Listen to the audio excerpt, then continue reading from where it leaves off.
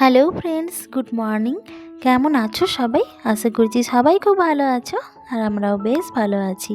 আমার আরও একটি নতুন ব্লগে তোমাদের সবাইকে স্বাগত জানাই। এখন বাজছে সকাল 6:30, আর ঘুম থেকে উঠে ঠাকুরকে প্রণাম করে আগে গেটের চাবিগুলো খুলে নিচ্ছি। আজকে তো রবিবার, আর আজকে ভেবেছিলাম একটু তাড়াতাড়ি ঘুম থেকে উঠে পর তাড়াতাড়ি কাজ বাজগুলো শুরু করব, কিন্তু আমরা সবসময় তো যেরকম ভাবি সেরকমটা হয় না। আর আজকেই আমার ঘুম ভাঙতে ভাঙতে অনেকটা লেট হয়ে গেছে। লেট বলতে ভেবেছিলাম যে 5:30 থেকে 6টার মধ্যে উঠে পড়বো, কিন্তু সেই উঠতে উঠতে 6:30 বেজে গেছে। কারণ কালকে রাত্রেবেলায় ঘুমোতে ঘুমোতে 12:30 মতন বেজে গেছিলো। আর এখন যেহেতু শীতের দিন, সেই জন্য 5:30 6টার সময় ঘুম থেকে ওঠাটা একটু চাপের হয়ে যায়। বিছানা ছেড়ে যেন উঠতেই ইচ্ছে করে না। আর যদি ছুটির দিন হয় তাহলে এই আলসেমোটা আরও যেন বেশি করে কাজ করে আমাদের মধ্যে। আর এই তো আগে ঘুম থেকে উঠেই আগে জামা কাপড়গুলো ওয়াশিং মেশিনে কাচতে দিয়ে দিয়েছি। আর হাজব্যান্ড কালকে সন্ধ্যাবেলায় এসেছে, আর আজকে যেহেতু রবিবার, আজকে ওর ছুটির দিন। আর এই যে বাবা মেয়ে ঘুম থেকে উঠেই ব্রাশ করছে, আর আমি সেই ফাঁকে বিছানাটাও গুছিয়ে নিলাম। আর তারপরেই ওদের দুজনকে খাবার দিয়ে এসে এই জামা কাপড়গুলো ততক্ষণকে কাচা হয়ে গেছিলো, আর জামা কাপড়গুলো নিয়ে সোজা চলে এসেছি ছাদে।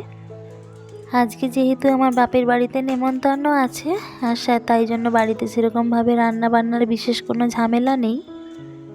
3 বছর আগে পাড়ার ছেলেরা মিলে বাড়িতে কার্তিক দিয়ে গেছিল, আর 3 বছর পুজো হওয়ার পর এই বছর উদযাপন হয়ে গেছে, কিন্তু তার খাওয়ান দাওয়ানটা বাকি ছিল। আর সেই জন্যই এই রবিবার দিনই কার্তিক পুজোর খাওয়া দাওয়ার ব্যবস্থা করা হয়েছে। কার্তিক পুজো তো হয়ে গেছে অনেক দিন, আর আমার ভাই যেহেতু কলকাতায় জব করে, তো কলকাতা থেকে ফেরার পরেই খাওয়ান দাওয়ানের ব্যবস্থাটা করা হয়েছে। আর জামা কাপড়গুলো মিলে দিয়ে আমিও স্নানটা সেরে নিয়েছি। আর এই যে ঠাকুমাকে একটু রেডি করে দিচ্ছি। আমার বাপের বাড়ির সবাই নেমন্তন্ন আছে, আর সেই জন্য ঠাকুমাও রেডি হয়ে গেছেন। ইনি আমার ঠাকুমা শাশুড়ি। তো ঠাকুমা শাশুড়ি আমি কখনোই মনে করি না, একদম নিজের ঠাকুমার মতনই মনে করি।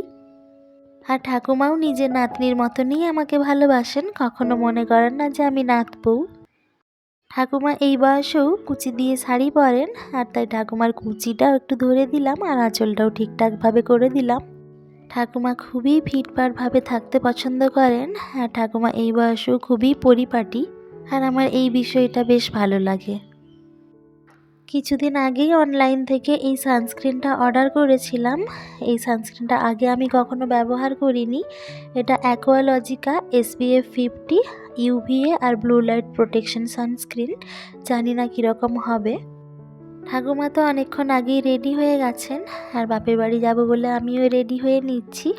আর আমার মেয়েকে আমার ভাই আগেই সকালবেলায় নিয়ে চলে গেছে, আর আমার ঠাকুমার আমি এখন বেরোবো, আর শাশুড়ি মা আর আমার হাজব্যান্ড একটু পরে যাবে।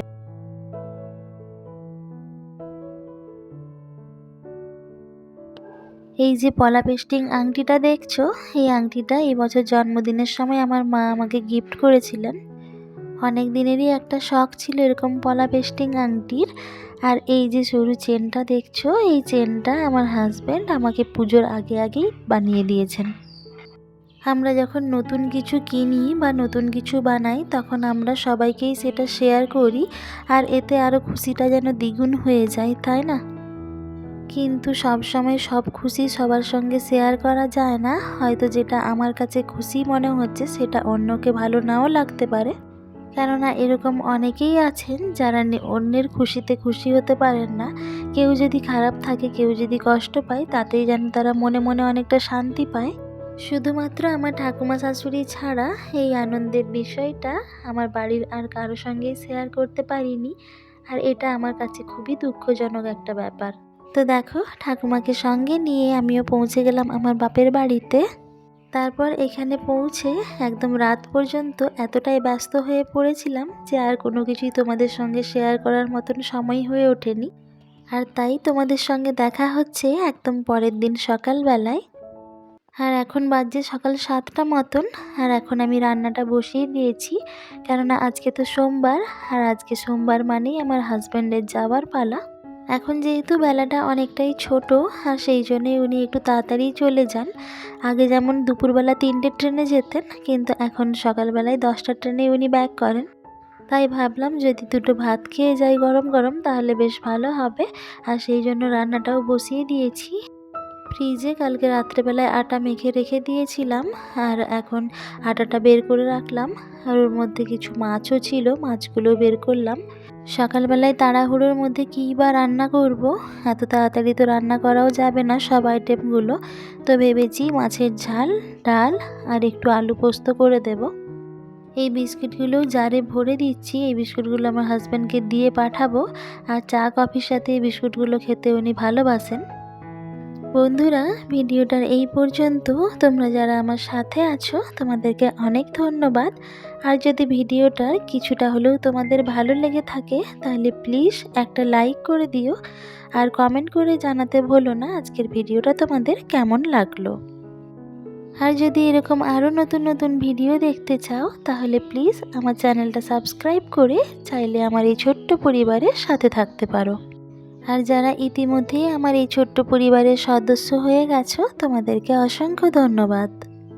আজকে সকালবেলাটা এতটাই প্রেসারের মধ্যে দিয়ে যাচ্ছে যে কি করব না করব ভেবে পাচ্ছিলাম না।